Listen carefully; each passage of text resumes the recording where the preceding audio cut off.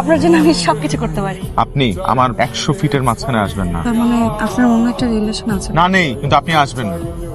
100 দূরে আছি তো, মেপে দেখাবো। রাফসান, কাল সকালে সামনের বাসার ভাড়াটিয়াদেরকে আমার সাথে দেখা করতে বলবে। দেখা করার দরকার নেই, আপনি ওদেরকে বাসা ছেড়ে চলে যেতে বলেন। তুমি কি বিজি? ও আন্টি, না না বলেন না। আমাদের তো এই বাসা ছাড়তে হবে, নতুন করে বাসা দেখো। মানে হঠাৎ এই কথা কেন? আর কি জানি কি হলো জানি না। আচ্ছা, কতদিন ধরে এই বাড়িতে আছি? তাছাড়া সাইমনের মাও আমাকে বেশ ভালো জানে। আজকে হুট করে সাইমনের অ্যাসিস্ট্যান্ট এসে বলল আমাদেরকে বাড়ি ছেড়ে দিতে হবে 15 দিনের মধ্যে। আচ্ছা তাহলে আমি কি আন্টি সাইমনের সাথে কথা বলবো? কোনো লাভ নাই, ইমিডিয়েট বাসা ছাড়তে বলছে। ওনাকে এই বাড়ি ভেঙে অ্যাপার্টমেন্ট তৈরি করবে। একটা আপা আসছে, নাম মারিয়া, আপনার সাথে দেখা করা নাই, খুবই জরুরি স্যার। কইছি স্যার, চান যাও নিয়ে আসো। হাই।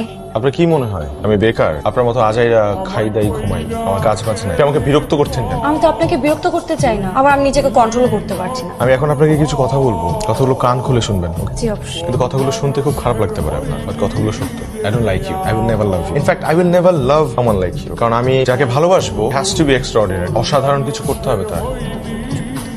আপনি তো খুব সাধারণ একটা মেয়ে, বুঝতে পারছেন আমি কি বলছি? জি আমি বোঝার চেষ্টা করবো আপনি যা বলেছেন, কিন্তু আমি যেটা বলার জন্য এসেছি সেটা আমি শুনতে চাই না, একদমই না। শুনুন, আমি যে কথাগুলো বলছি সেগুলো একটু চিন্তা করুন বাসায় গিয়ে, ওকে?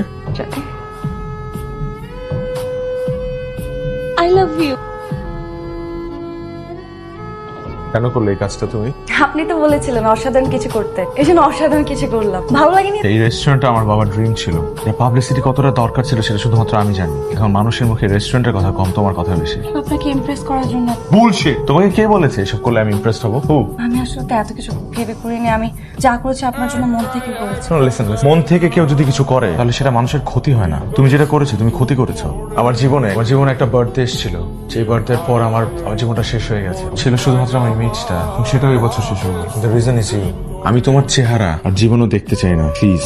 আমি একটু বাড়াবাড়ি করে ফেলেছি, কিন্তু বিশ্বাস করেন আমি সত্যি আপনাকে অনেক ভালোবাসি। স্টুপিড একটা মেয়ে তুমি। তুমি আমার লাইফে আসার পর থেকে আমার লাইফটা হেল হয়ে যাচ্ছে। Hell out of my house, get out. ঠিক আছে, আমার এই মুখ আপনি কোনোদিন দেখবেন না, কোনোদিন আমি আর আপনার চোখের সামনে আসবো না।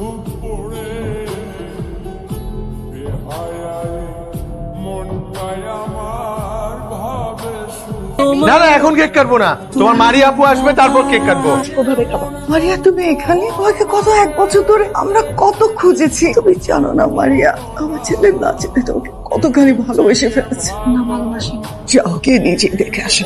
এখন কেক কাটবো না, তোমার মারিয়া পোস্টারে কেক কাটবো। এখন এটা আমার কাছে থাকবে, তোমরা কেউ কেক ধরতে পারবা না। আমরা কেক কি আশ্চর্য, বলো তো, তুমি ঘুমিয়েছিলা তো দেরি হলো কেন আসতে? সমস্যা কি বলো তো? এই 5 মিনিট থাকো, এই 5 মিনিট থাকো না। আমার জন্য